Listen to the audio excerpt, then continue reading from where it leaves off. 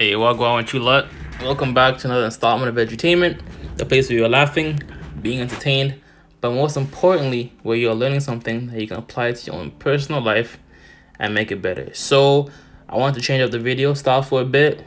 Obviously, y'all already know how I look. You already know I'm a handsome man, you know what I'm saying? And I feel like I don't really get the point across that the desire to quit weed is a broader issue than just yourself and I, or you and me, or just you. Okay, the people around you may not desire to quit weed, or don't know the drawbacks, I should say, that weed can produce in your life. So I headed up to Twitter just to see what people are saying about the topic of quitting weed. See in the search bar, I just searched for quit weed, and so this is what it is so far. First one is funny. A mutual friend of mine was paid $20,000 by his parents to quit smoking weed. So my question for y'all is, how much money would it take you to quit weed permanently? That's a good question. Comment down below. Let me know your thoughts about how much money it would take you to quit weed. Or, and maybe a more realistic example is, would you quit weed for your dream job? Maybe that's a more realistic example, and it's more like long-term type of thing. Would you quit weed for your dream job? Or what would you quit weed for? These are some questions, right? How to quit smoking. You just quit and never look back. Smoke lots of weed. Well, it's a bit more nuanced than just saying I will quit and then never look back.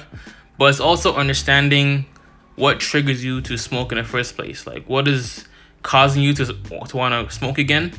And what patterns do you usually have for smoking, right? Do you wake and bake? Do you usually smoke before bed? And can you replace that activity with something else, right? It's not just about quitting weed, but it's also about forming new habits. So this is a Twitter page about smoking weed, I guess. In the US, the average adult who seeks treatment has consumed cannabis for over 10 years almost daily and has attempted to quit 6+ times. So this begs another question, right? How many times have you tried to quit weed? If you tried to quit and you failed or you relapsed, it's an addiction, right? You don't just quit something that you enjoy doing or that is beneficial to you, right? You quit things because you see that it's not, improving your life, making you healthier, making you more money, or improving your relationship. This is the reason why people quit alcohol. And even some people quit caffeine because of the caffeine high. Is just, they get hooked on caffeine too. Caffeine is low-key a drug as well. People don't want to get into that topic. Quit smoking weed and I'm happier than I have been in months, right? So these are all real life people. Filtered it by the latest tweets, right? Someone said, I gotta quit smoking weed. Whoa, I know I've been out of the game for a while and there's the Rona, but $750 for 1/4 of weed locally right now? What the fuck? Maybe I'm glad I quit. See, that money be piling up. That money be piling up, bro. On a weekly basis or even on a monthly basis. Just blowing your money away. Obviously, if you can manage it and you can smoke it responsibly and you have the money for it, yo, do you. But if you're not making the amount of money that you are comfortable making, it's probably slowing you down. Say, oh, I'm not gonna smoke weed until I make at least 80K a year or 100K a year. Something like that, right? Have some type of stipulation before you can go back to smoking weed.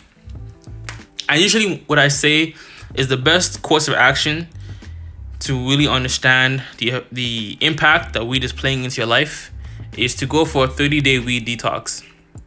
Once you go for 30 days, like a full month without weed, you will have a bigger perspective on life without weed, because probably more than likely you're somebody who has been smoking daily for multiple years, right? So, or even every other day. And that's a lot of time to be clouded. Your judgment is clouded by weed, right?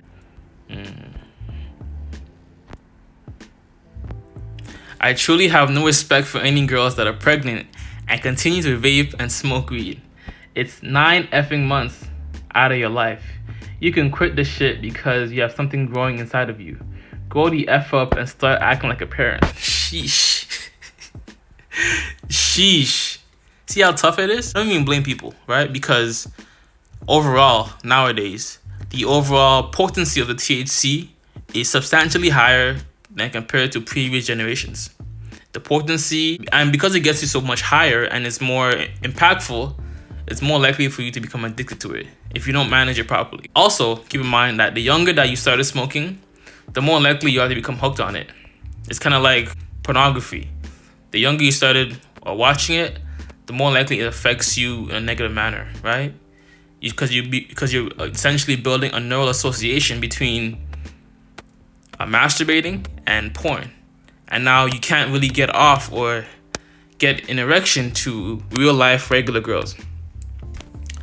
So the fact that a girl is pregnant and still smoking, vaping, or whatever in that capacity tells you the mental hook that weed can have on your life. I quit 10 years ago. I had been smoking since age 15. Sheesh. I am now 70. My brother died from lung cancer and it was my wake-up call. It was hard in the beginning, but it's fantastic now.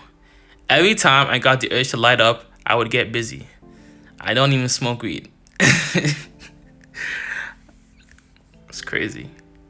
Honestly, I feel like the busier you are, the more you have going on in your life, the less likely you are to like slow down and smoke weed. Like for me personally, I knew that whenever I was busy, whenever I had stuff going on, I felt less inclined to want to watch pornography because I wasn't as like idle. Idle hands are the devil's handiwork, and it's facts.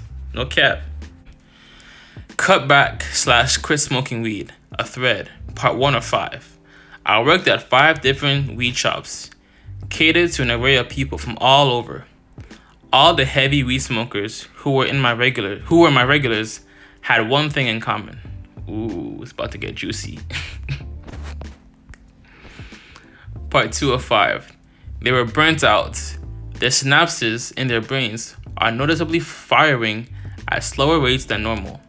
Their clarity was lost, and the cycle of dependency grew vicious because they kept coming back for more and more each time, especially my older patients. 3. Because weed is an easy substance to build a tolerance. The long-term effects are being studied as we speak because we are the guinea pigs of the generation that's smoking higher percentages of THC for longer rates.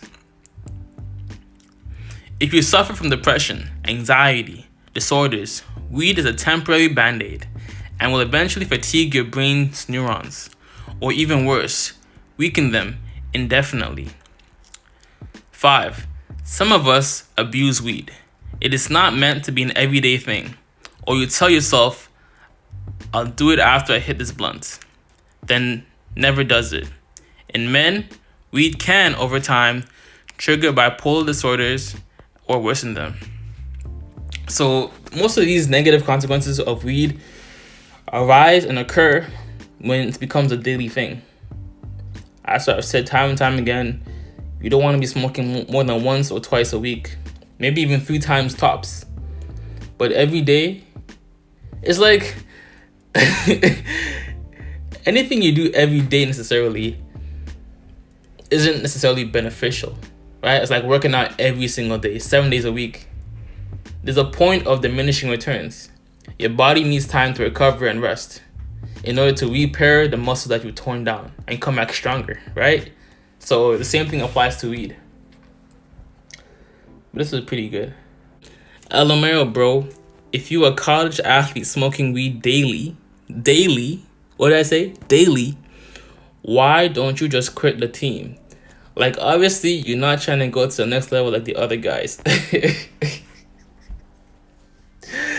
That's tough.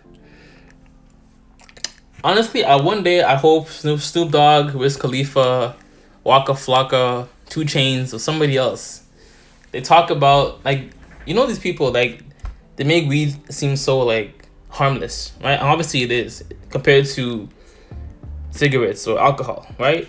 You're not gonna necessarily die from weed as you would from most things, but It doesn't mean that, you know, it can't be abused or it can't be overused, right? The quote I always tell in my videos: too much of any good thing is good for nothing.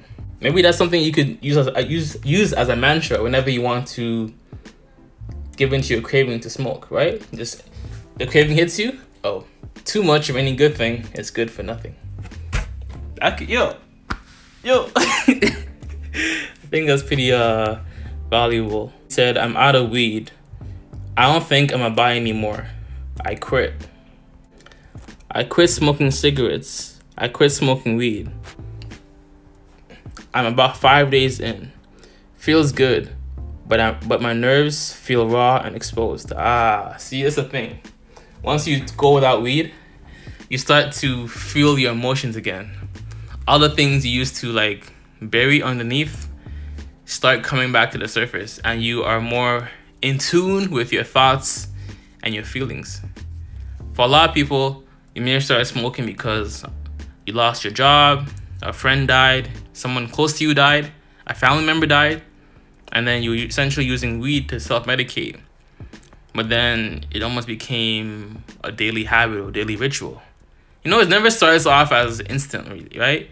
You gradually just fall back to it. So my question for you is, when you are upset, when you are anxious, what do you fall back to?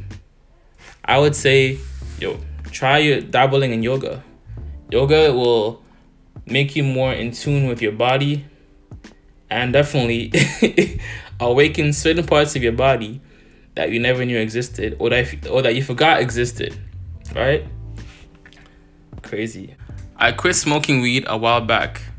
Felt just fine. It's been 1 week since I last drank alcohol. I haven't been able to sleep at all lately. Physically felt like crap because I've stopped. The system we live under is so corrupt, it's unreal. You see all these tweets, right? All under 4 hours.